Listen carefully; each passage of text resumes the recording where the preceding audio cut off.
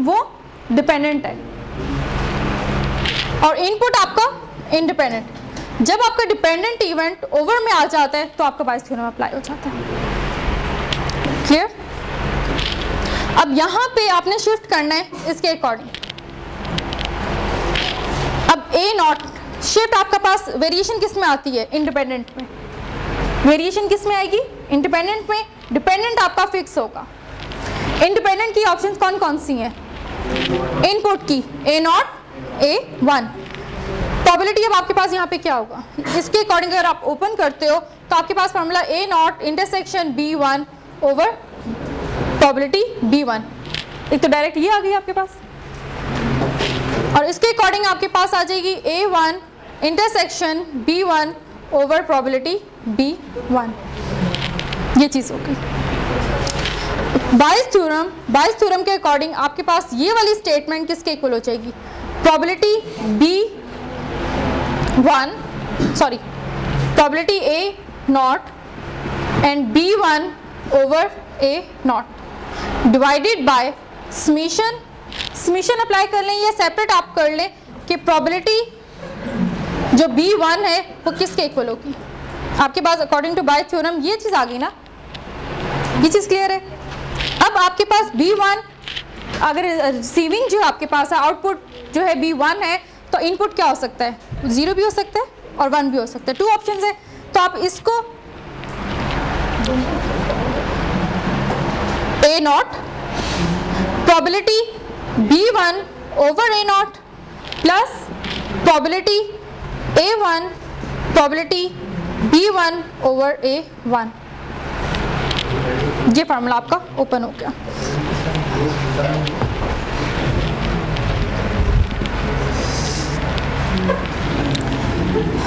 अब यहाँ पे आपके पास इसमें ये 2 चीजें फाइंड आउट करनी थी, फर्स्ट एंड सेकंड। मैं वन बाय वन कर लेती हूँ। फर्स्ट अगर आप इसको सॉल्व कर रहे हैं probability A not intersection B1, ठीक है, ये चीज आपके पास किसके इक्वल होती है? Probability B1 over A not divided bye A not होता है। यहाँ राइट साइड पे जाके आपके पास मल्टीप्लाई हो जाएगा ए नॉट, ये चीज आ गई। ये फार्मूला तो इसके इक्वल हो गया।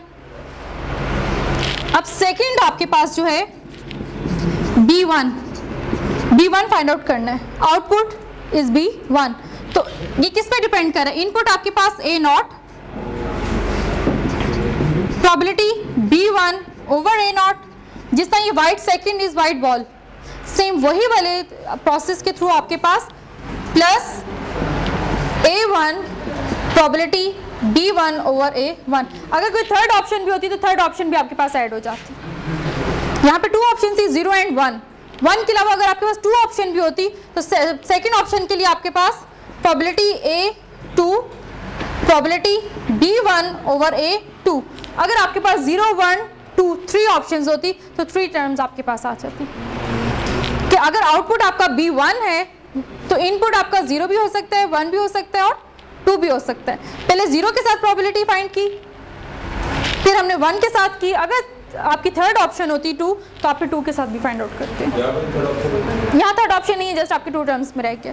अगर इसका 4 5 6 ऑप्शन हो तो वो सब ऐड होती जाती है।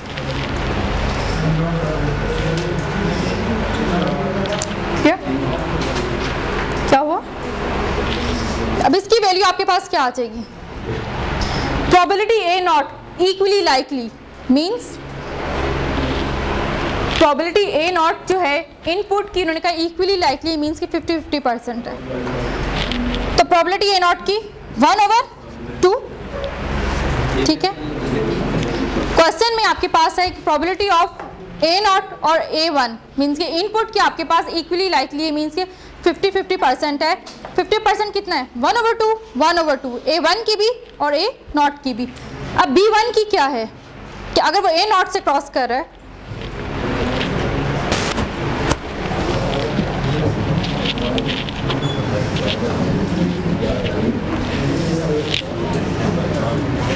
A नॉट आपका 0 1, इससे ऑनवर्ड आपके पास B नॉट 1 माइनस एप्सिलॉन, ये एप्सिलॉन आपका B1 पे है, 1 minus P B1 1 minus epsilon and epsilon. अब find the probability of B1 की फाइंड आउट करनी है, डिपेंड ऑन A नॉट पे डिपेंड करता है, तो इसकी प्रोबेबिलिटी क्या है? एप्सिलॉन। B1 की प्रोबेबिलिटी A नॉट से क्रॉस करने के बाद जो आ रही है वो आपके पास क्या है? Epsilon plus probability A1 1/2 and probability B1 depend on A1 epsilon आ गई। अब यहां पे आप इसकी वैल्यू पुट करोगे, प्रोबेबिलिटी A नॉट की क्या है? प्रोबेबिलिटी जस्ट मैं अगर यहाँ पे पूरा अकॉर्डिंग टू बायस थ्योरम आपके पास जो ये चीज आ गई है, probability A not probability B1 over A not divided by probability A not B1 over A not plus probability A1 probability B1 over A1। इसकी वैल्यू आपके पास 1/2। B1 की क्या प्रोबेबिलिटी है? Depend on A not epsilon. B1 की probability depend, input अगर आपका A not है तो B1 की प्रोबेबिलिटी क्या आ रही है? एप्सिलॉन डिवाइडेड बाय इसका टोटल आंसर क्या था? तो आपके पास आंसर क्या? सेम इसी तरह आपने ये फर्स्ट फाइंड आउट किया, सेकंड के लिए भी आपके पास A1 ओवर B1 का फॉर्मूला सेम प्रोसेस के साथ है, लेकिन यहाँ पे आपके पास probability A1 probability B1 over A1 divided by probability B1। Probability B1 की आपके पास उसके अकॉर्डिंग वही आंसर आएगा same.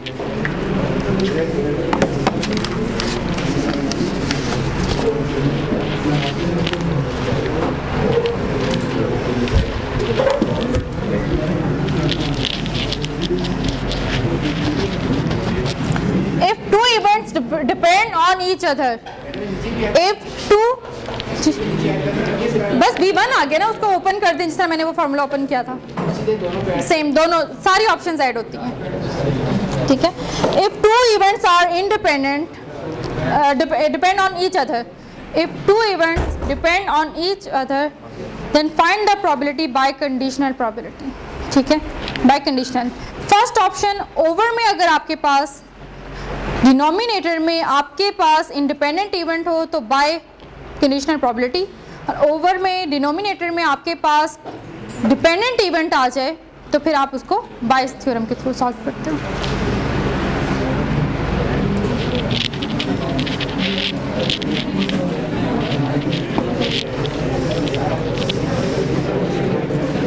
Independent events,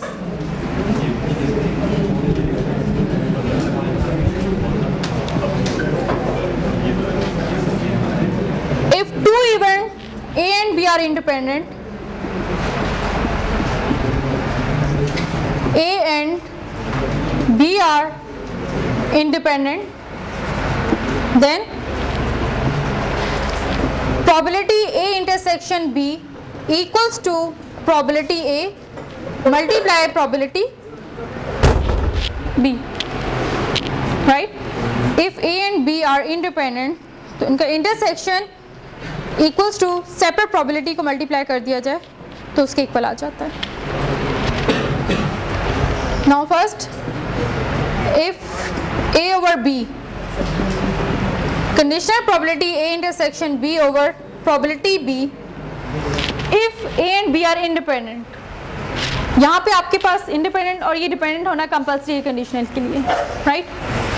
if A and B are both are independent तो आपके पास इसको कैसे ओपन करोगे?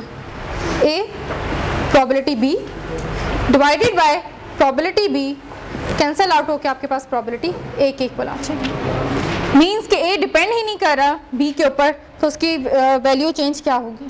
कुछ भी नहीं, कोई इफेक्ट नहीं पड़ेगा कि probability A over B equals to probability A if A and B are independent. Conditional के लिए कंपल्सरी है कि इवेंट एक दूसरे पर डिपेंड कर रहे हो। सेम सेकंड, आपके पास probability B over A equals to probability A intersection B over probability A equals to probability B.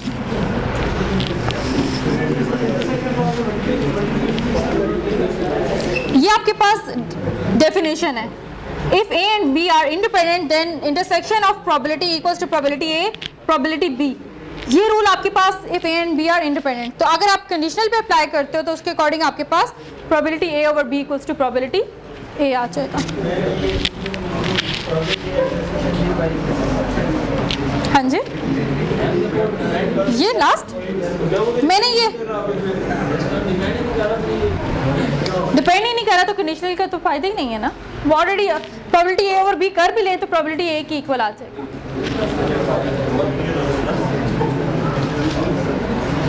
अच्छा, एग्जाम्पल नंबर 2.28 आपके पास 3 इवेंट्स हैं. Sample space 1B 2B 3Y 4W is a sample space. Event A 1B 2B B event 2B and 4W. Event C 3W and 4W. Find are the event A and B independent? Events A and B independent. Solution आपके पास probability A equals to 2 over 4 1/2. Probability B equals to 1/2. Probability A intersection B. A intersection B आपके पास क्या आ जाएगा? 2B 1/4. तो आपके पास independent event पे आप अप्लाई करें तो क्या रिजल्ट आएगा? A intersection B equals to probability A multiply probability B. 1/4 equals to 1/2 multiply 1/2. 1/4 equals to 1/4. अगर आपके पास ये इक्वल आ जाते हैं रिजल्ट्स, मींस कि A and B are independent.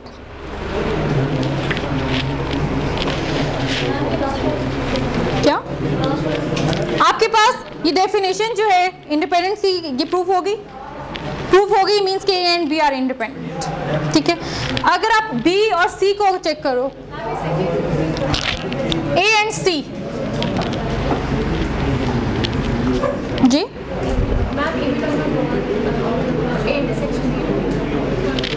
A intersection A और B में कौन से इवेंट सेम है? कॉमन इवेंट एलिमेंट्स कौन कौन से हैं? 2B जस्ट सिंगल पेयर है ना जो कि कॉमन है, तब इसकी प्रोबेबिलिटी क्या होगी? 1 out of 4. 1 out of 4. अच्छा, यहाँ पे अब आपका कंप्लीट होने के बाद नेक्स्ट टॉपिक आ जाता है बाइनोमियल प्रोबेबिलिटी डिस्ट्रीब्यूशन लॉ. नहीं, अभी ये चैप्टर ये कंटिन्यू है.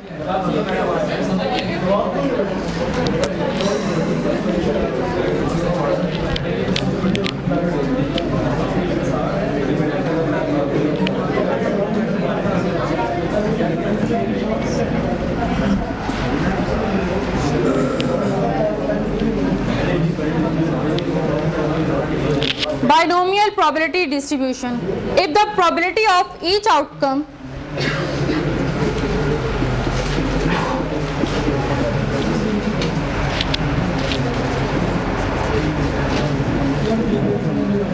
remains the same throughout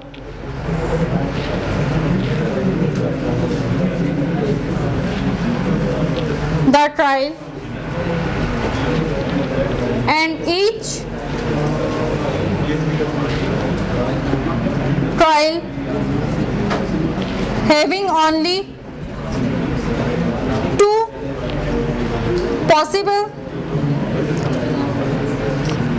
complementary outcomes, then such trial are called Bernoulli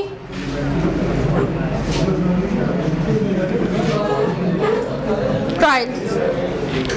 right? If the probability of each outcome remains the same throughout the trial, her event की जो outcome आपके पास है उसकी प्रोबेबिलिटी सेम हो through out the trials, means के आपके पास first time head को toss करेंगे तो 1/2 आएगी, सेकेंड टाइम भी टॉस करेंगे तो हेड की पॉसिबिलिटी 1/2। आप जितने टाइम्स भी एक्सपेरिमेंट करते रहें हेड की possibility 1/2 throughout the trials रहेगी।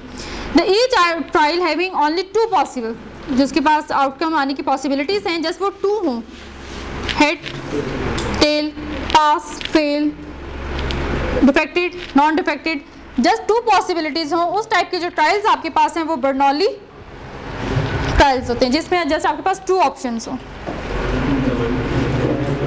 And the experiment having an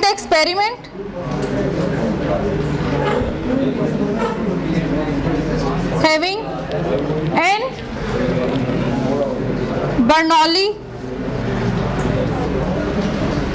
trials is called a binomial experiment.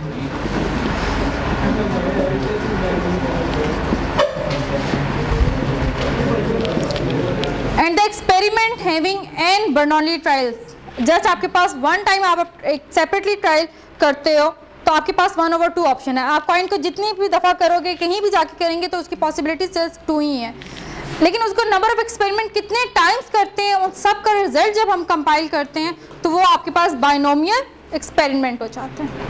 Single time trial करते हैं तो वो आपके पास बर्नौली ट्रायल है, और एन टाइम उस ट्रायल को बर्नौली ट्रायल को एन टाइम्स जब हम अप्लाई करते हैं तो वो आपके पास बाइनोमियल एक्सपेरिमेंट में कन्वर्ट हो जाती है।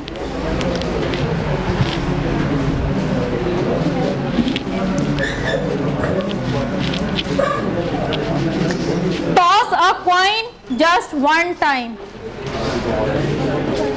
टॉस अ कॉइन जस्ट 1 टाइम तो ये आपके पास बर्नौली ट्रायल है। टॉस अ कॉइन 5 टाइम्स तो ये आपके पास बाइनोमियल एक्सपेरिमेंट में कन्वर्ट हो जाता है। अच्छा, व्हेन के denote the number of success in n trial of a binomial probability experiment, it is called a binomial random variable.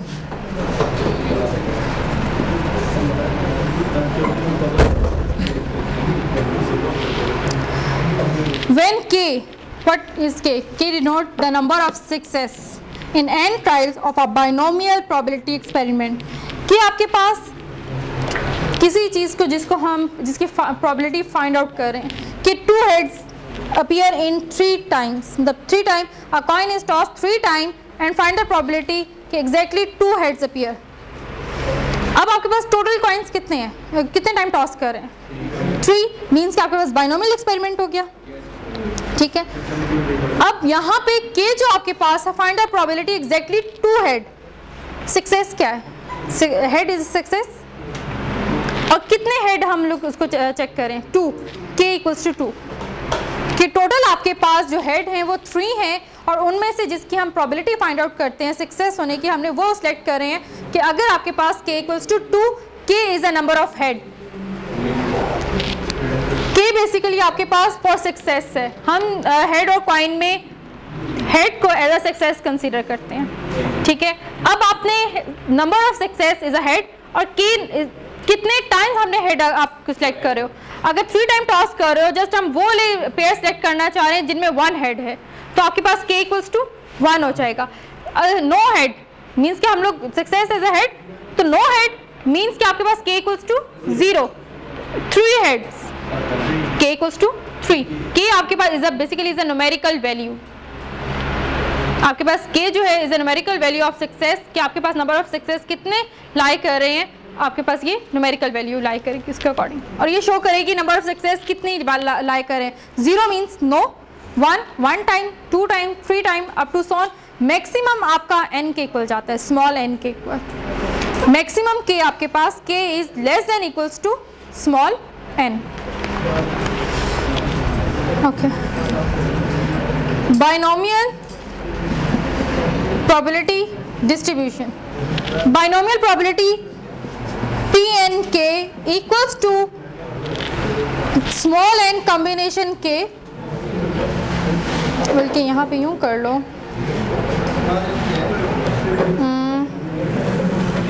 ठीक है, P raised to power K 1 minus P n minus K, and for K 0, 1 up to n is a binomial probability distribution या law,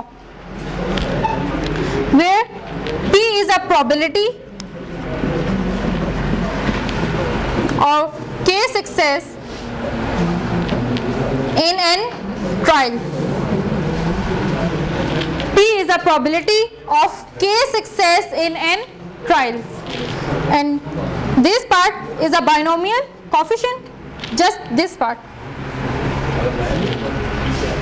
is a binomial efficient, right? अब आपके पास वो problems जिनमें 2 options हों,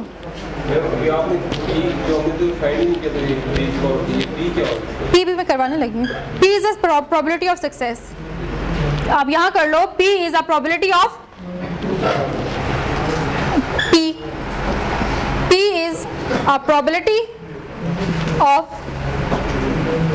success, right?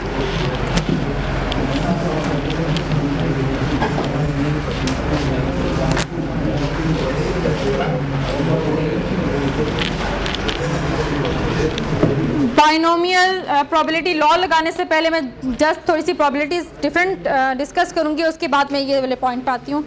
क्या coin is tossed 3 time if we assume आपके पास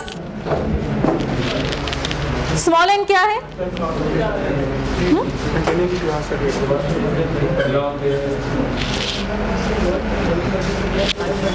small n mean के नंबर ऑफ एक्सपेरिमेंट आपके पास 3 टाइम है. P probability of head, ठीक है, probability of head, probability of success है, मीन्स के head as a success consider कर रहे हैं. अब आपके पास 3 टाइम टॉस कर रहे हैं. फर्स्ट ऑप्शन आपके पास ये होती है कि आप ऑल सैंपल जो है सैंपल स्पेस ड्रॉ कर सको, ठीक है. ऑल सैंपल से स्पेस आप जब ड्रॉ करते हो तो आपके पास क्या, head head head head head tail head tail head head head tail tail, same आपके पास अप टू सोन कितनी वैल्यूज आ जाती हैं? 8 आ जाती हैं. अब probability of first, probability of head head head क्या होगी? प्रोबेबिलिटी ऑफ हेड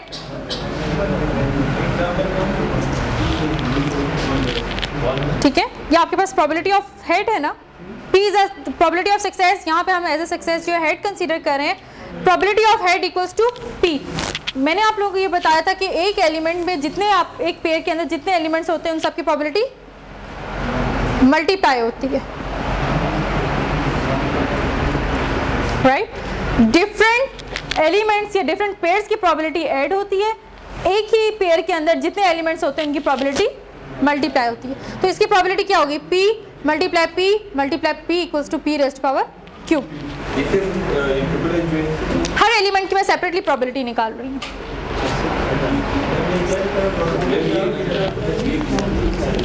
यहाँ पे n आपके पास a coin is tossed 3 time n के नंबर ऑफ एक्सपेरिमेंट 3 वाइज. P is a probability of head. Just हमने टॉस नहीं किया, आपके पास हेड या टेल है, जो हेड की प्रोबेबिलिटी होगी उसको हमने P कंसीडर कर दी है. ऑफ कोर्स हमें पता है कि P की प्रोबेबिलिटी 1/2 होती है, लेकिन यहाँ पे जस्ट हमने एज अ P रहने दी है. तब आपके पास यहाँ तो 2 ऑप्शंस है, 1/2 है. कभी कभार किसी और की प्रोबेबिलिटी लेस देन 0.5 भी हो सकती है, ग्रेटर देन 0.5 भी हो सकती है. हमने जस्ट सपोज कर दिया है P is a probability of success, और हेड और कॉइन में हम जो सक्सेस है एज अ हेड कंसीडर करते हैं. Probability of head equals to P. अब हाँ, आपके पास सैंपल स्पेस है ये 9. मैं हर सैंपल स्पेस की separately probability in term of P find out कर रही हूँ. ठीक है, आपके पास फर्स्ट एलिमेंट की प्रोबेबिलिटी p क्यूब हो गई, सेकंड की क्या हो जाएगी,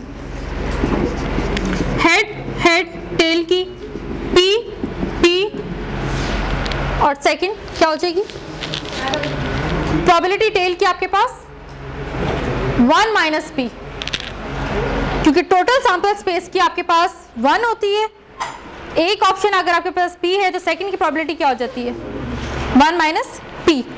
बाइनोमियल में जो जहां पर आपके पास जस्ट 2 चॉइस होते हैं तो वहां पे एक की प्रोबेबिलिटी p होती है और दूसरी की प्रोबेबिलिटी 1 माइनस p है। तो टेल की आपके पास क्या हो जाएगी 1 minus p, p square 1 minus p, ठीक है। इसी तरह सोन probability tail tail tail 1 minus p 1 minus p 1 minus p equals to 1 minus p raised to power cube, ये सेपरेटली आ गई। आपके पास जो टोटल प्रोबेबिलिटी सैंपल स्पेस की क्या है 1, ए आपके पास है हेड, हेड आपके पास इन 1 के अंदर आप हेड कंसीडर करते हो, आपके पास प्रोबेबिलिटी आ जाती है p, a is a head, तो a कंप्लीमेंट आपके पास क्या है, a इज अ हेड है तो a कंप्लीमेंट आपके पास क्या हो जाएगा टेल, a अगर आपके पास हेड है तो a कंप्लीमेंट आपके पास टेल हो जाएगा, तो कंप्लीमेंट का आपके पास 1 minus p a 1 minus p, clear. आपके पास ये सेपरेटली मैंने हर इवेंट की प्रोबेबिलिटी फाइंड आउट कर ली। अब हमने करना है कि find the probability there is no head, हमने जस्ट हमने फाइंड आउट करना है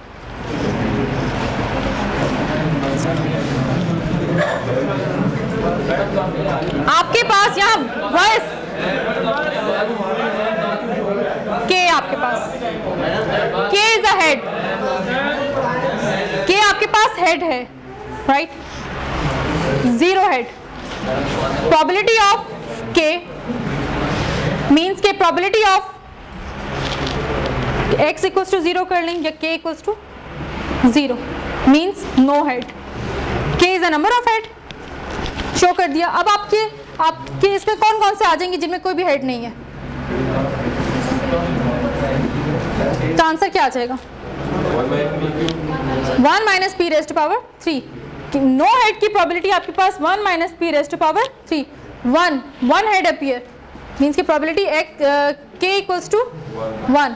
तो आपके पास कौन कौन से इसमें आ रहे हैं, head tail tail tail head tail tail tail head, 3 आपके पास आ रहे हैं, इसकी प्रोबेबिलिटी क्या हो जाएगी, इसकी प्रोबेबिलिटी क्या थी p 1 minus p square plus different elements की प्रोबेबिलिटी ऐड हो जाती है, p 1 minus p raised to power square plus p 1 minus p raised to power square equals to 3 time p 1 minus p raised to power 2 आ गई। 2 head probability k equals to 2, उसकी भी same आप procedure पे निकाल लेंगे कि head head tail and 3 probability k equals to 3, इसकी प्रोबेबिलिटी आपके पास क्या आ जाएगी head head head equals to p cube. ये काफ़ी लेंथी प्रोसेस है, लेंथी प्रोसेस के साथ साथ आपको इसमें सैंपल स्पेस भी सब डिफाइन होना कंपल्सरी, अगर ना तो हम सैंपल स्पेस बनाएं ना हम सेपरेटली इसके प्रोबेबिलिटी फाइंड आउट करें, तो डायरेक्ट प्रोबेबिलिटी आप लोग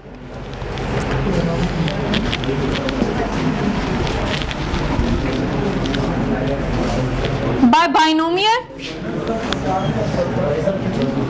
बाइनोमियल थ्योरम के थ्रू आपके पास यहाँ पे क्या फॉर्मूला है, n combination k p raised to power k 1 minus p raised to power n minus k, right, ये चीज आपके पास बाइनोमियल। अब आपके पास k इक्वल्स टू 0, प्रोबेबिलिटी 0 और 3 टाइल्स में n आपके पास क्या है 3 combination 0 p raised to power 0 1 minus p 3 combination 0 1 p raised to power 1 minus p raised to power 3, direct answer आ गया कि प्रोबेबिलिटी 0 हेड की प्रोबेबिलिटी आपके पास 1 minus p raised to power क्यों? जस्ट मैंने फॉर्मूले n आपके पास नंबर ऑफ एक्सपेरिमेंट कितने टाइम्स था 3 कि आपने 0 हेड कंसीडर कर रहे हो, नो हेड आपने k equal to 0, p is the probability of head, p raised power 0, 1 minus p, 3 minus 0 equals to 3. Just solve किया, रिजल्ट आ गया. अब p 1 हेड अपीयर होने की प्रोबेबिलिटी क्या है यहाँ पे? सॉल्व किस तरह किया? ये मैंने भी फॉर्मूला लिखवाया तो है बाइनोमियल का आपको. ये भी मैंने जो भी आप देखो थ्योरेटिकल पोर्शन के बाद जो मैंने बाइनोमियल प्रोबेबिलिटी डिस्ट्रीब्यूशन लिखवाई है, यही चीज आपके पास है. 1 की प्रोबेबिलिटी क्या आ जाएगी? 3 combination 1 p raised to power 1 1 minus p raised to power 3 minus 1 which is equals to 3p 1 minus p raised to power 2. इसकी प्रोबेबिलिटी आ गई. इतना लेंथी प्रोसेस करने के लिए जस्ट आपके पास ये फार्मूला, और ये फार्मूला कब अप्लाई होता है? जब आपके पास किसी भी चीज की ऑप्शन जस्ट 2 हो, 2 ऑप्शन हो, तो आप फिर ये फार्मूला यूज करते हो. Binomial theorem, head tail, fail pass, success fail हो जाएगा, डिफेक्टेड नॉट डिफेक्टेड, तो उसके लिए फौरन हम बाइनोमियल जो है प्रोबेबिलिटी वो माइंड में ये फार्मूले में वैल्यूज पुट करते हैं. p की वैल्यू आपके पास क्वेश्चन में गिवन होती है. हेड और टेल की आपको पता है कि हेड के आने की पॉसिबिलिटी क्या है? 1/2.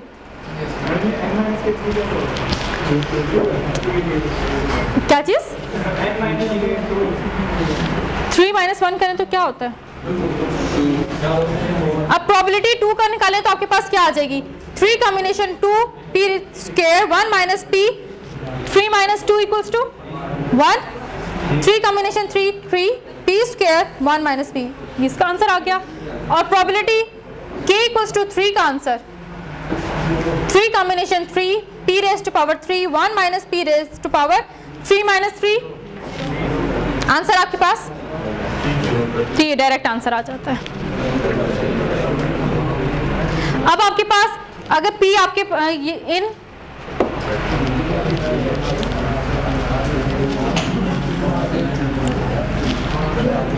in a coin probability of head equals to 1/2, तो आप 1/2 इसमें पुट करें तो ये आंसर आपके पास क्या रिप्लेस हो जाएगा?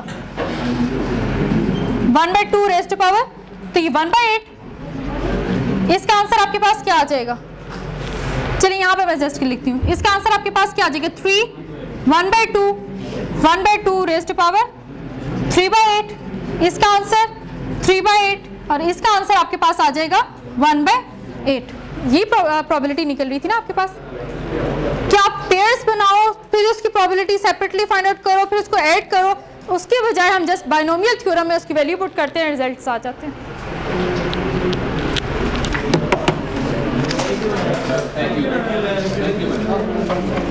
Okay, same. अब आपके पास यहाँ 2 ऑप्शंस थे, head and tail. More than 2 हो जाए तो फिर क्या होगा? Multinomial probability law.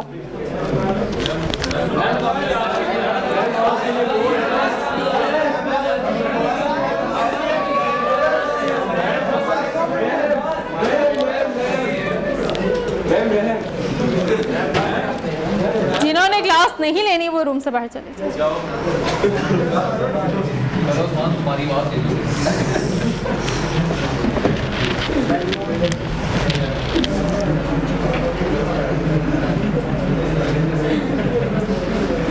Multinomial probability law. Just आपके पास 2 ऑप्शंस हैं, तो सक्सेस की हम p कंसीडर कर लेते हैं और नॉन सक्सेस या फेलियर को हम 1 माइनस p कंसीडर कर लेते हैं. आपके पास अगर 2 ऑप्शंस हो, मोर देन 2 ऑप्शन, जिस तरह फॉर थ्रोइंग अ डाई में आपके पास 6 ऑप्शंस आ जाती हैं. मोर देन 2 है, उसके लिए फिर आपके पास मल्टीनोमियल प्रोबेबिलिटी लॉ अप्लाई होगा. k1 k2 up to kn equals to n factorial k1 factorial k2 factorial up to kn factorial k1 probability 2 probability 3 up to, ये आपके पास फॉर्मूला. जो इसकी एग्जांपल, मेन एग्जांपल आप लोगों के पास है,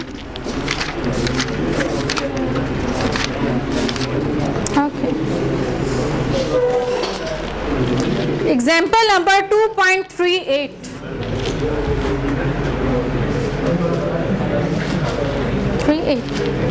Our dot is throwing 9 times. Our dot is thrown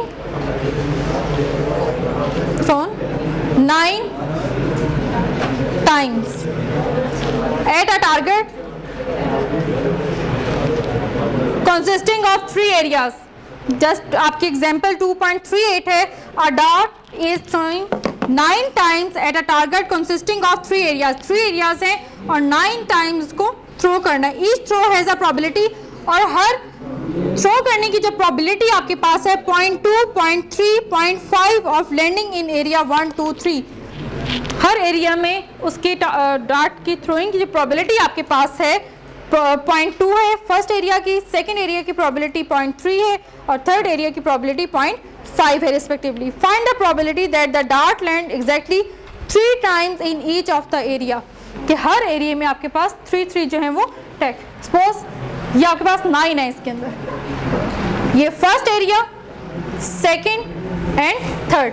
अब इस डार्ट की ऑप्शन मोर देन 2 हो गई. जैसे आपके पास 2 होती 1 और 2 तो आपके पास बाइनोमियल प्रोबेबिलिटी लॉ अप्लाई हो जाता. अब यहाँ पे ऑप्शंस कितनी आ गई 1, 2, 3 एरियाज आ गए हैं. यहाँ 9 डार्ट्स हैं और उसके जो थ्रो करने की जो एरियाज आपके पास पॉसिबिलिटीज हैं वो मोर देन 2 हैं.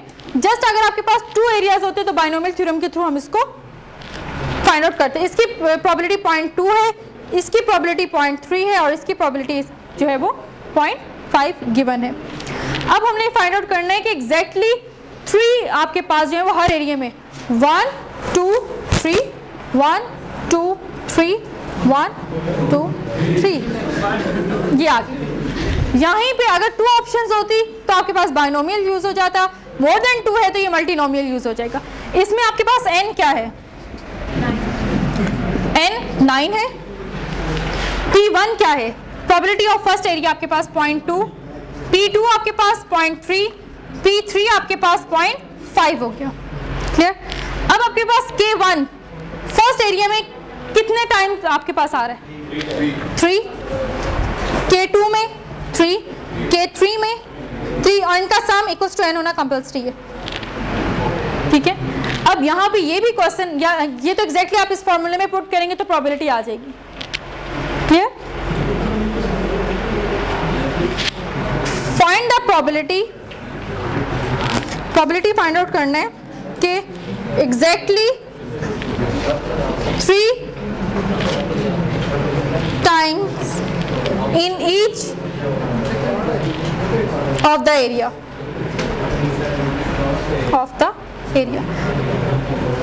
एग्जैक्टली 3 मीन्स के K1, K2 up to K3 जो है इक्वल्स टू 3 है. तो उसकी पॉसिबिलिटी आपके पास क्या आ जाएगी? 9 factorial, 3 factorial, 3 factorial, 3 factorial, 0.2 raise to power 3, 0.3 raise to power 3 and 0.5 raise to power 3. Just मैंने ये वैल्यूज इसमें पुट की, आपके पास ये वैल्यूज हैं. n इक्वल्स टू 3 आपके पास है ना, तो आप 3 की वैल्यूज पुट कर दो. अगर इसी क्वेश्चन में थोड़ा सा चेंज कर दूं कि फर्स्ट एरिया में 2, सेकंड में 4 और थर्ड में 3 तो क्या चेंज आएगा? K1 आपके पास 2 हो जाएगा, K2 आपके पास 4 हो जाएगा. बाकी एज इट इज आपने ये वैल्यूज इसमें रिप्लेस कर देनी है. नहीं आंसर जाहिर ऑफ कोर्स उसकी पॉसिबिलिटी ओवरऑल चेंज हो जाएगी ना. तो आपके पास यहाँ पे 2, यहाँ 4 हो जाएगा, ये पावर 2 हो जाएगी और ये पावर आपके पास 4 हो जाएगी. अगर ये एरिया ही मैं रिमूव कर दूं 0.2 हो गया तो ऑफ कोर्स सिर्फ आपने फर्स्ट एरिया की प्रोबेबिलिटी निकाली हुई है. ठीक है, फर्स्ट एरिया की प्रोबेबिलिटी गिवन है और एग्जैक्टली यहाँ पे अब आपके पास 5 इसमें है या 6 इसमें और बाकी 4 इसमें. फर्स्ट की ये आपके पास P है तो ये क्या हो जाएगा? 0.8 हो जाएगा. फाइंड द प्रोबेबिलिटी कि आपके पास जो फर्स्ट एरिया में 6 जो हैं डॉट वो थ्रो हो रहे हैं तो उसकी प्रोबेबिलिटी किस तरह फाइंड आउट करेंगे? बाइनोमियल से, क्योंकि आपके पास 2 ऑप्शन है.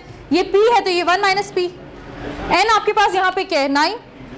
अब आप क्या कंसीडर कर रहे हो, k इक्वल्स टू 6 और सक्सेस किस में कर रहे हैं, अगर वो फर्स्ट एरिया में लाई कर रहा है, कहते हैं ना टारगेट आपका इन 3 है या 2 है, 2 में से आप फर्स्ट वाले में लाई करोगे तो सक्सेस है, और सेकंड में चला गया तो वो फेल कंसीडर करेंगे। तो यहाँ पे कि आपके पास फर्स्ट में 6 है तो ऑटोमेटिकली आपका सेकंड में 4 आ जाएंगे।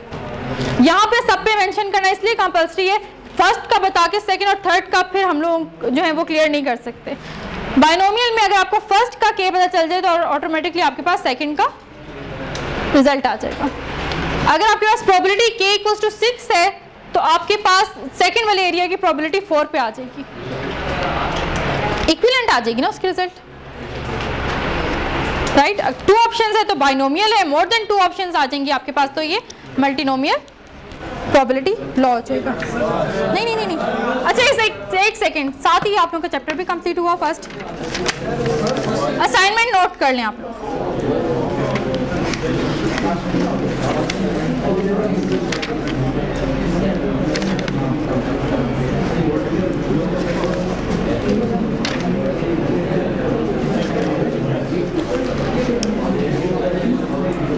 Question number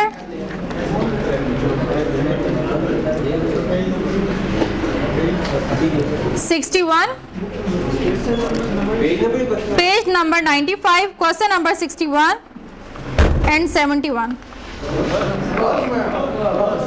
and 60, 61 and 71।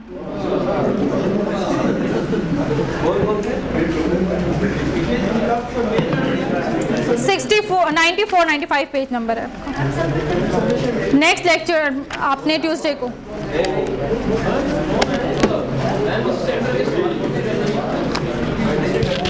जितने हो जाए।